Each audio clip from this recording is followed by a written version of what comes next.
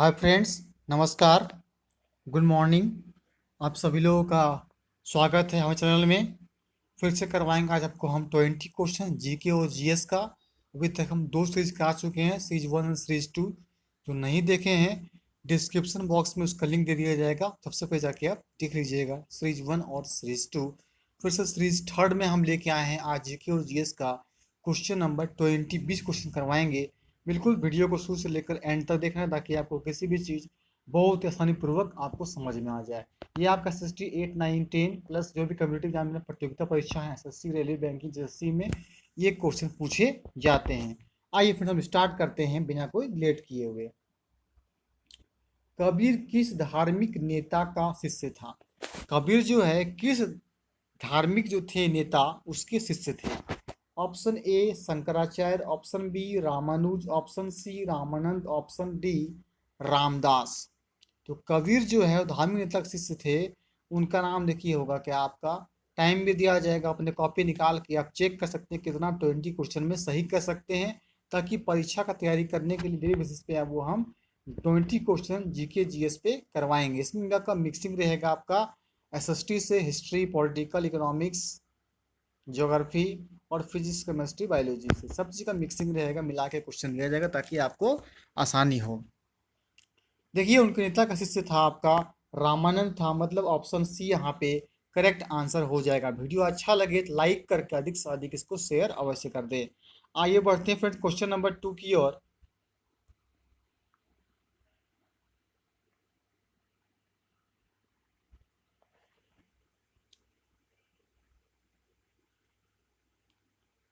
Question number 2 का देखिए है, विधवा विवाह कानून किसने पास किया था? विधवा जो है विवाह हो, इसका कानून को किसके द्वारा पास किया गया? नहीं, ये बात सही है, लोगों को विधवा विवाह जो है होनी चाहिए। देखिए ऑप्शन ए है आपका Canning, option B Dalhousie, option C Auckland और ऑप्शन डी विलियम बेंटिंग। बताइए इसका सही आंसर क्या होगा कि विधवा विवाह कानून जो है किस व्यक्ति के द्वारा पास किया गया था? देखिए इसका सही आंसर हो जाएगा आपका लॉर्ड केनिंग। यहाँ की लिखा हुआ है केनिंग, आपका शॉर्ट में पूरा नाम होगा। लॉर्ड केनिंग के द्वारा विधवा विवाह कानून पास किया गया था। आइए बढ़ते फिर क्वेश्चन नंबर 3 की ओर।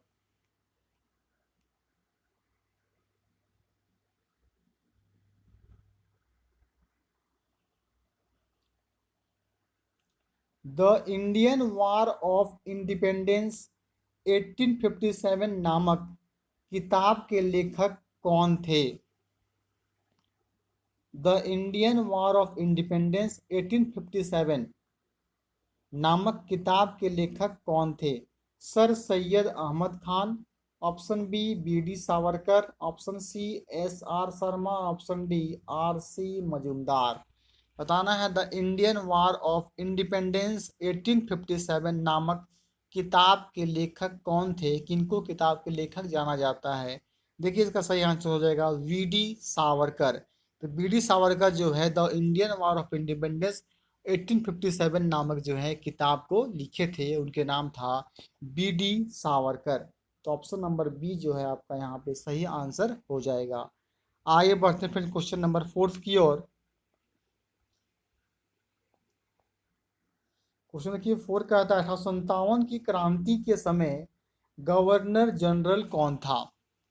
जब 1857 की क्रांति हुई थी, देखिए 1857 क्रांति जो है आपका मेरठ से 10 मई से लड़ाई शुरू हो गई। सबसे प्रथम क्रांतिकारी कहा जाए 1857 का तो मंगल पांडे को कहा जाता है। इनको बैरकपुर में सरेआम फांसी दे दी गई थी बरगद के पेड़ के पास। इसने दो अंग्रेज को ये मार गिराया था मंगल पांडे। वो दो अंग्रेज का नाम है हडसन और बार्ट, को मंगल पांडे के द्वारा मारा गया था। तो क्वेश्चन है 1857 की क्रांति के समय गवर्नर जनरल कौन था? Lord Dalhousie, Lord Canning, Lord Ellenborough, Lord Auckland. 57 क्रांति जब हुई उस समय गवर्नर जनरल जो थे वो लॉर्ड केनिंग थे। मीन्स फोर्थ का ऑप्शन नंबर बी जो है आपका करेक्ट आंसर होगा लॉर्ड केनिंग 57 क्रांति के समय गवर्नर जनरल थे। आइए बढ़ते हैं फ्रेंड्स क्वेश्चन नंबर 5 की ओर।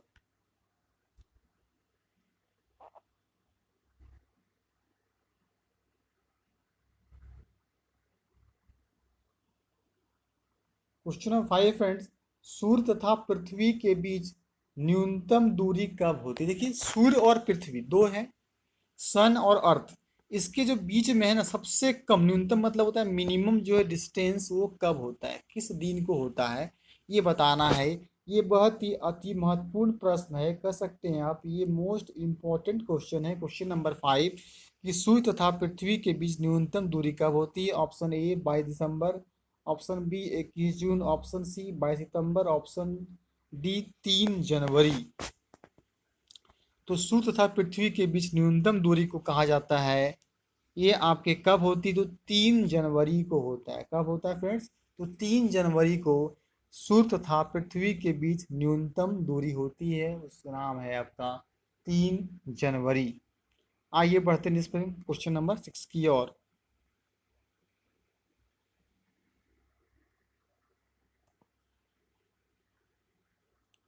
6 है, सूर्य से पृथ्वी की अधिकतम दूरी कब होती है? वो देखिए न्यूनतम दूरी था, जो कि न्यूनतम दूरी का आंसर हो गया आपका 3 जनवरी को।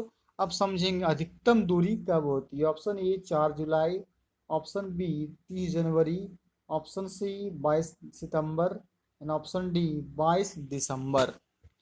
तो ध्यान दीजिएगा फ्रेंड, जब बताएं सूर्य से पृथ्वी की न्यूनतम दूरी 3 जनवरी को, 3 में +1 कर दीजिए, कितना हो जाएगा? 4 हो जाएगा। तो सूर्य से पृथ्वी की अधिकतम दूरी कब होती है? तो 4 जुलाई को होता है। मतलब 6 का आपका ऑप्शन नंबर ए यहाँ पे सही आंसर हो जाता है। पृथ्वी से अधिकतम दूरी 4 जुलाई को होती है। आइए बढ़ते हैं फिर क्वेश्चन नंबर 7 की ओर।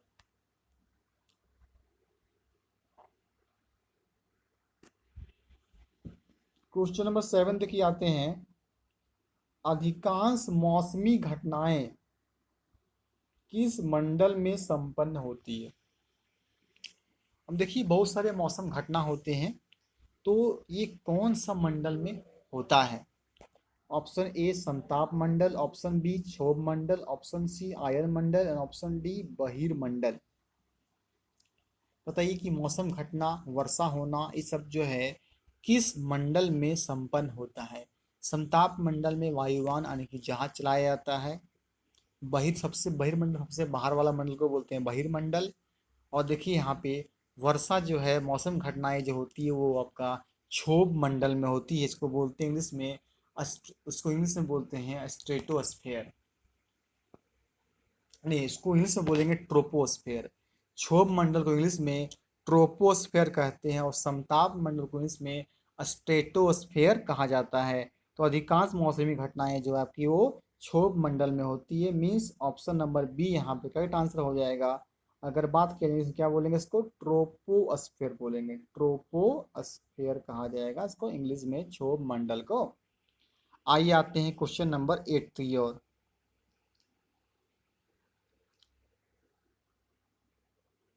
समुद्री जल में कौन सा यौगिक, यौगिक मतलब होता है बहुत सारा चीज को मिला के, यौगिक सर्वाधिक मात्रा में पाया जाता है?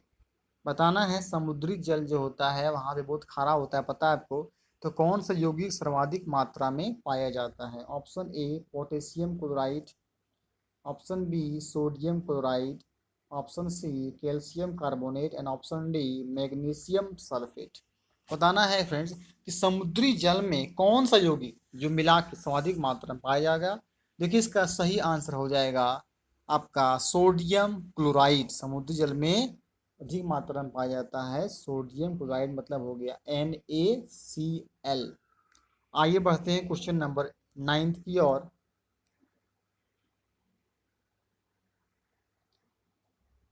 भारत के उपराष्ट्रपति को पदच्युत करने का संकल्प निम्नलिखित में से कहाँ प्रस्तावित किया जा सकता है? जब पदच्युत मतलब होता है जब वो वहां पर बनेंगे उपराष्ट्रपति को, तो कहाँ के जो है उसे संकल्प करने का प्रस्तावित मतलब कि उनको उपयोग किया जाता है, किस स्थान पर, आपको ये बताना है।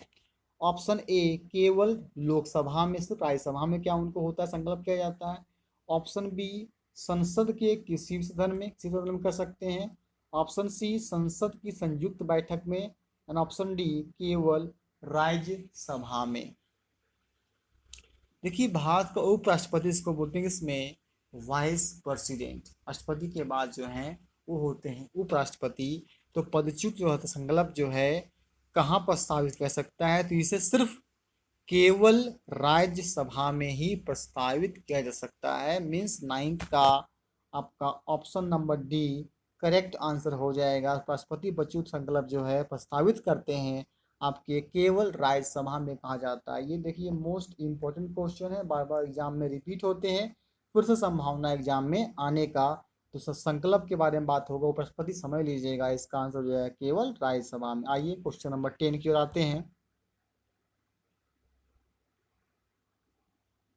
प्रथम लोकसभा के अध्यक्ष कौन थे? देखिए अति महत्वपूर्ण क्वेश्चन है, वेरी वेरी आई कर दीजिए, VVI कितना पूछा गया है कि प्रथम लोकसभा के अध्यक्ष कौन थे। Option A Hukum Singh, option B GV Mavalankar, option C KM Munshi, option D UN Dhebar. तो प्रथम लोकसभा के अध्यक्ष जो है वो जाना जाता है GV मावलंकर जी को जाना जाता है। ये प्रथम जो है लोकसभा के अध्यक्ष थे GV मावलंकर, माने कि 10 का ऑप्शन नंबर बी जो है आपका वो करेक्ट आंसर हो जाएगा। आइए बढ़ते हैं फ्रेंड्स क्वेश्चन नंबर 11 की ओर।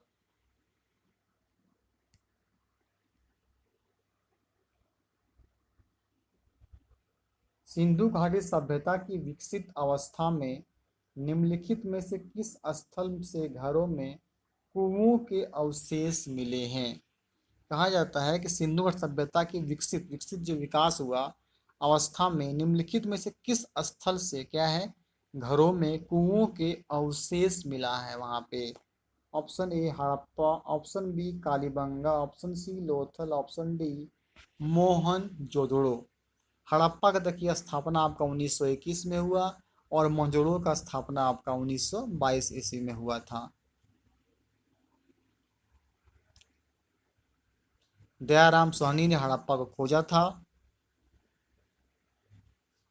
और अकबर बनर्जी ने खोजा था मोहनजोदड़ो को। तो कुओं के अवशेष जो मिले हैं वो आपका हड़प्पा से मिला, मीन्स ऑप्शन नंबर ए यहाँ पे करेक्ट आंसर हो जाएगा। आइए बढ़ते फ्रेंड्स क्वेश्चन नंबर 12 की ओर। देखिए 12 कहता है आगरा शहर की स्थापना किसने की थी, मतलब किसके द्वारा आगरा शहर का स्थापना किया गया था।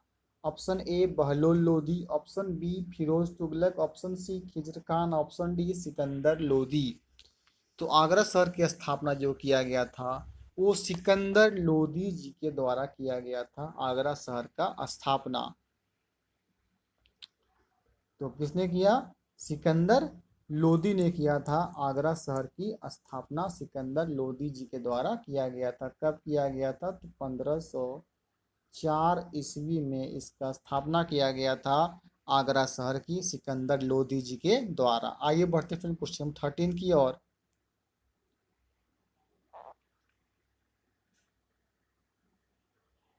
शिवाजी मुगलों की कैद से भागने के समय कौन से नगर में कैद? शिवाजी जो मुगल में कैद किया हुआ था औरंगजेब लोग और भी को किया था, उन लोग क्या किए वहां से शिवाजी निकल के भाग गए थे।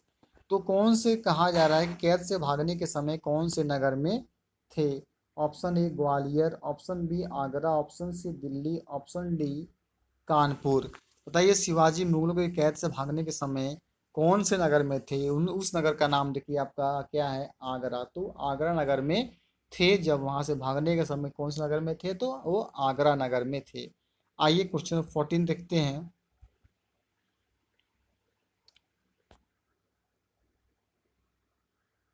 क्वेश्चन नंबर आपका 14 जो है दांडी मार्च कहाँ से प्रारंभ हुआ था? दांडी मार्च जो हुआ था ना गांधी जी को द्वारा दांडी यात्रा, वो किस जगह से आपका स्टार्ट हुआ था वो बताना है। Option A Bardoli, option B Ahmedabad, option C Surat, option D Vadodara. बताइए इसका क्या हो जाएगा? दांडी मार्च जो है शुरुआत प्रारंभ वो अहमदाबाद से हुआ था, मीन्स 14 का ऑप्शन ऑप्शन नंबर बी यहाँ पे सही आंसर हो जाता है। आगे बढ़ते हैं क्वेश्चन नंबर 15 की ओर।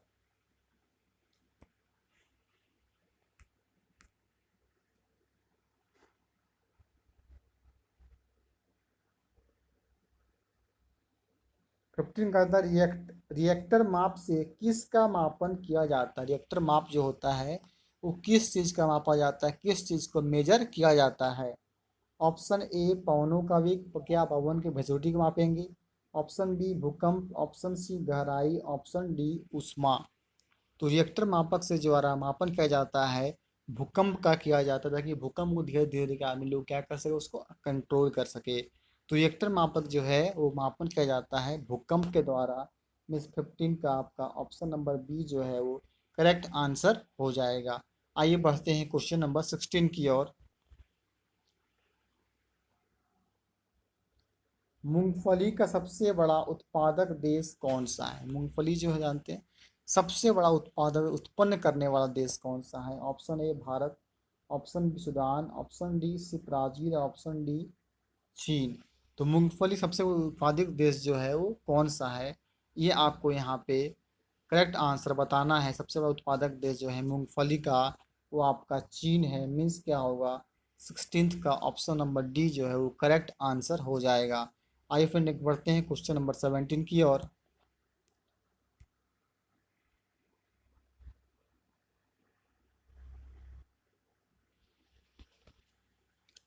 17 क्या है, गल्फ स्ट्रीम क्या है। अब गल्फ स्ट्रीम क्या वो जानना बहुत जरूरी है आपको। देखिए अंध महासागर की एक ठंडी धारा है। क्या ऑप्शन बी प्रशांत महासागर की एक ठंडी धारा है। ऑप्शन सी अंध महासागर की एक गर्म धारा है। ऑप्शन डी प्रशांत महासागर की एक और गर्म धारा।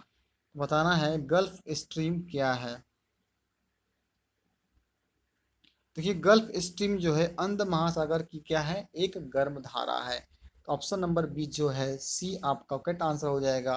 अंध महासागर की एक गर्म धारा है। 17 का ऑप्शन नंबर सी जो है आपका करेक्ट आंसर हो जाएगा। आइए बढ़ते हैं क्वेश्चन नंबर 18 की ओर। तंबाकू का सबसे बड़ा उत्पादक कौन है।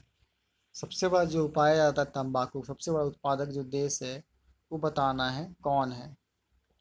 ऑप्शन ए चीन, option B Bharat, option C Brazil, option four USA. तंबाकू सबसे बड़ा उत्पादक जो है वो देश कौन सा है। सबसे बड़ा उत्पादक, सबसे बड़ा देखिए उत्पादक आपका जो है तंबाकू का वो चाइना है, मतलब क्या है चीन है। तो 18th का क्या हो जाएगा, ए सही आंसर हो जाएगा। तो सबसे बड़ा उत्पादक जो है देश वो चीन है। आइए बढ़ते हैं क्वेश्चन नंबर 19 की ओर।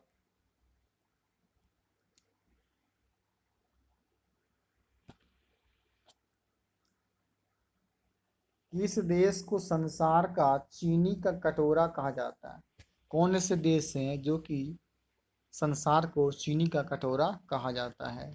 Option A Bharat, option B Cuba, option C रूस, ऑप्शन डी ब्राजील। चीनी कटोरा कहा जाता है किसे, तो क्यूबा को कहा जाता है। मीन्स क्या हो जाएगा 19th का बी जो है करेक्ट आंसर हो जाएगा। चीनी कटोरा कहा जाता है किसे, तो क्यूबा को कहा जाता है।